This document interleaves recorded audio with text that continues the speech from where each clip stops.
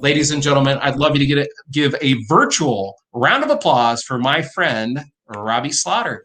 And Robby, thank you so much for joining us on the broadcast. I'm going to say my goodbye and allow you to have your 15-minute talk, and I know you're going to wow the audience. So thank you so much for being our guest today.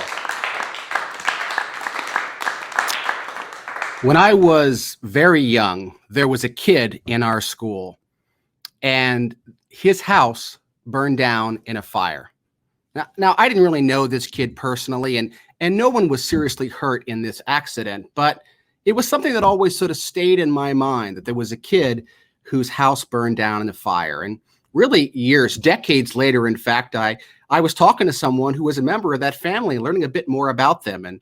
And although I didn't know it at the time because I was just a little kid, this individual was part of a large and very successful, very well-known family in our community, very active in community events and programs and in their church, had been there for several generations. And for this family, the little event that I had kind of remembered from elementary school of the fire had become a defining experience.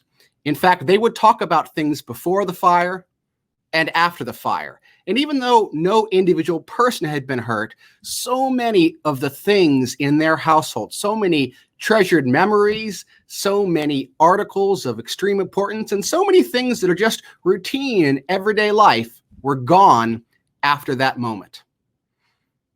All of us have these before and afters in our life. Before I was married, after I had kids, before I went to college, after I started my business. But few things like a fire are quite as profound, quite as powerful for defining who it is that we are. And the irony, I think, about the story of this individual in my school and the fire is that really it's not about the people, but about the things associated with the people, the physical objects, the shirt you like to wear, the lamp that you got from your great Aunt Sally, the couch you've been meaning to throw out, the birth certificates or the marriage license, all of the things that are part of your life. Now, I've had the opportunity to travel and be all around the world, and I've actually had the chance to move many times. And we all know the experience of moving. You take all the things you own and you put them into boxes. And as you're doing that, you discover a lot of things that, well, you're putting back in a box because you put in the box the last time you moved and you never took it out of the box in the first place.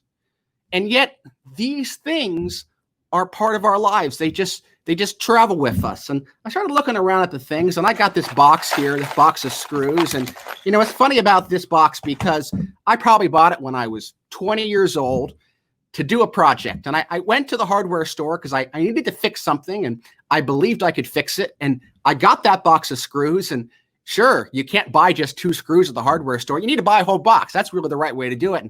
And now that box has followed me around from move to move, from city to city, from state to state. And over the course of, well, gosh, almost 3 decades now, that box has slowly had fewer and fewer screws. And really, the screws that are in that box are now all over the country, having fixed things, many of which have probably long since broken or be thrown away. It's just an object in my life. And yet, it follows me around. It tells me something about myself, that I am a builder, that I want to fix things and make things work. And even though I'm not a carpenter or I'm not a general contractor, I'm still the kind of person who needs to have a box of screws and a drill so that when it's time to fix something, it'll be there.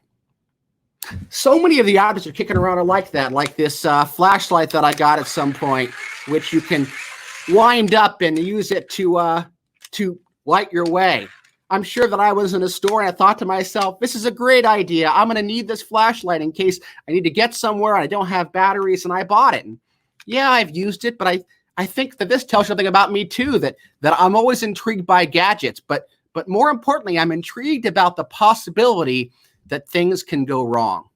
Because the thing about flashlights is you almost never need one. And when you do, the batteries have to be fresh. And this flashlight doesn't need batteries. Tells you something about who I am. You know, hardware store is a great place to find things for who I am. This is a Purdy brush. And the only reason I have this brush is not because I'm a painter, but because a friend of mine who has been a house painter for 30 years, has a very successful business, told me once in a presentation that Purdy, this brand, makes the best brushes. Never, ever, according to my friend, use any brush except for a Purdy. And one day I'm in the hardware store and I see a Purdy brush on sale. And I think to myself, you know what? I'm going to go ahead and buy that because I'm going to have a touch-up job to do someday. And I'm going to need this brush. And I've saved the cardboard package it comes in, and I've used this brush to fix things over the years because one friend told me that this was the brand to have. I got a light switch that I used to fix something or replace a previous switch I probably should throw out. I got a camera from my trip to Europe that I spent for an entire year, and this camera is no good. I mean, it probably doesn't work anymore, and modern cameras blow the doors off of this camera, which was very expensive at the time. But I took this camera with me for a year-long backpacking trip in Europe, and here it is. I could go through a story of all of these things that are sitting here in front of me, and you could too, because the things that are in our life, the odd stuff that follows us around, tells us a story about who we are. And I want you to think for a moment here about all the strange things that are in your life, the objects that are sitting on your desk or stuffed in the back of a drawer that are high away in a shelf or in your attic. And although you don't know why, you know what they are, you know where they are. You probably remember where you got them and why you purchased them or how you acquired them or who gave them to you. And for some reason, they follow you around. Like this old doll from the Intel Inside commercials. I don't know where I got this thing, but I just like it. And to this day, it sits on top of my computer and hangs out forever. Or this pair of Australian Aboriginal noisemaker sticks that a friend gave me who was from Australia. These sit on my desk, and I tell you, half the people that come into my office say, what are those crazy things? And I get to tell a story about him and why I have them. Of course, some objects in our lives are more sentimental, like this frame I got at the wedding 3 or 4 years ago, which says simply, the universe is under no obligation to make sense. It was my friend Tiffany and Bill's wedding, and at that wedding, they told people afterwards, take a frame with you that inspires you to remember us by. Sure, it's just a wedding favor like anything else you get, but for some reason, it stuck with me. Just like the medal for my first half marathon, yeah, I didn't get a great time or anything, but like the medal says, I'm a finisher, and I want to keep it. And then you got things like this. This is a book by my friend Lottie Terry named Celebrate the Messengers. This book means a lot to me personally because in this book, Lottie quotes one of my books. And nothing made me feel more like an author than being referenced by another author.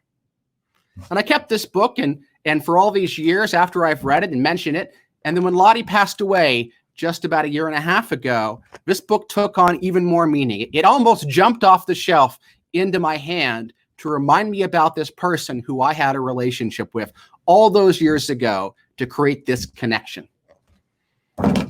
The stuff in your life has meaning. It tells you something about who you are. And I think the best way to really interpret the things in your life and put them to use is to apply them to your archetype, to the person that you think you are. The screws and the light switch and the tools, they make me a builder, a person who wants to make and create things. But as Travis said in the opening, a lot of things in my life are about the relationships I have. In fact, I've been keeping a box now for years. And this box is my emergency box. In fact, if you don't have an emergency box, I recommend that you do this right away. In fact, this emergency box is probably something that may save your life someday, or at least save your day someday. Now, this box doesn't contain food or blankets or flares or emergency supplies. No, what this box contains is every handwritten card I have ever received in the last 20 years. And if I'm having a bad day, if things are down, if a client is not responding well, if I've lost a deal, I've had a fight with my wife, if anything's going on, I can dig into this box and find a card. Like this card from my friend Deneen that says, thank you for this presentation. Or this card over here, which says, thanks a million for my friend Jessica. This box of cards on many occasions has taken me from a dark and difficult place. Because not only am I a builder, I'm a relator. I'm a person who wants to know what's going on in the lives of others and how I can connect to them, and be with them. So I want you to think about the stuff in your life and what that stuff tells you about yourself. Are you a person who, like me, is a builder, or are you more of a relator? Are you a person who is a maintainer of things, who is a tender of that's around you? Or are you like some people where you're a lifter, where you feel like your role is to help other people feel successful in life? Are the things that are with you telling you one story or the other? And when you pick something up, what is the message that you hear from it? It's hard to know what we should do in business, especially during difficult times like these, in which every day is uncertain and questioning. I'm in the public speaking business. And in this business, we do exactly two things. We plan stuff way far in advance, and we put lots of people together in the same room. It's not really something you can do right now. And yet, I've got to find a way forward. And all of us have to find a way forward in our business and our lives. And I think the stuff in our lives tells us a great deal about who we are and who we want to be. So think for a moment about what's followed you around. Not just the obvious stuff like the braces that you still have on your teeth or the shirt that you've always saved, but the things that have really maintained with you, that move after move you haven't purged, but you have somehow kept. Because they have some sentimental value that might be difficult to explain to a stranger. A thing that sticks with you that tells you something about yourself. This object, whatever it is, can speak to your personal mission. Like this speeding ticket that I got when I was in high school. I don't know why I kept the ticket at the time, but now it tells me something about myself, which is that I know that I can do wrong and I choose to do right. Now, I'm not always talking about the driving laws. I try to follow those as best as I can. I'm talking about business ethics. And I hang on to this, I think, because it reminds me that we all have choices each and every day. And just like a traffic citation, most of the time, if you do the wrong thing, there's a very good chance you won't get caught. But that doesn't mean it's the right thing. What it means is that you just got away with it. And hanging on to this old traffic ticket, which really tells you nothing about anything except what I was doing, gosh, in 1998, it just gives you a sense of who you are. So I challenge you, go into your house, turn off your phone, step away from your family for a minute, and begin to look around. Or if you're not at home and you're at the office, check there. Or if you're out somewhere, take a moment, close your eyes, and reflect on something. What's the mug in the back of your cabinet that you don't use very often, but you got in that special case? What is the pencil in the drawer that you can't bring yourself to use because it has some story to it? What's the book that you got as a special gift from a friend that even though you know it was important to them, it keeps sitting on your shelf waiting for you to read it? What is the thing in your life which tells you who you are? Because if you can find that thing, it can give you direction and purpose and focus. If you find the thing and you know why you're holding on to it, then you won't be wandering around trying to decide what to do next. Instead, you're picking up that object and moving forward.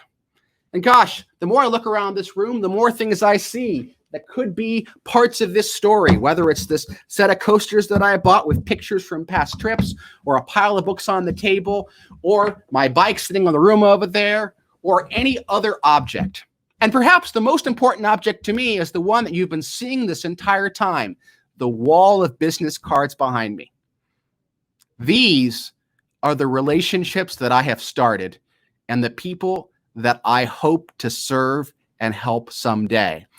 And of all the objects that I own that have followed me around, the business card, the thing that we get and stick on a rubber band and toss in a drawer or throw out 5 seconds later, is the one thing that I believe is most important. If anything else in this space was burned up in a fire, I'd be okay.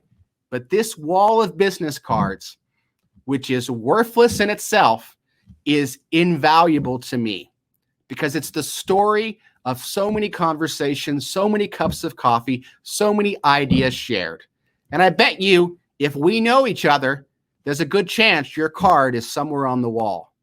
And if you come to see me, we can find it and talk about how we know each other and laugh and work and cry and share together. That's an object that matters to me. All those objects. What are the things that matter to you?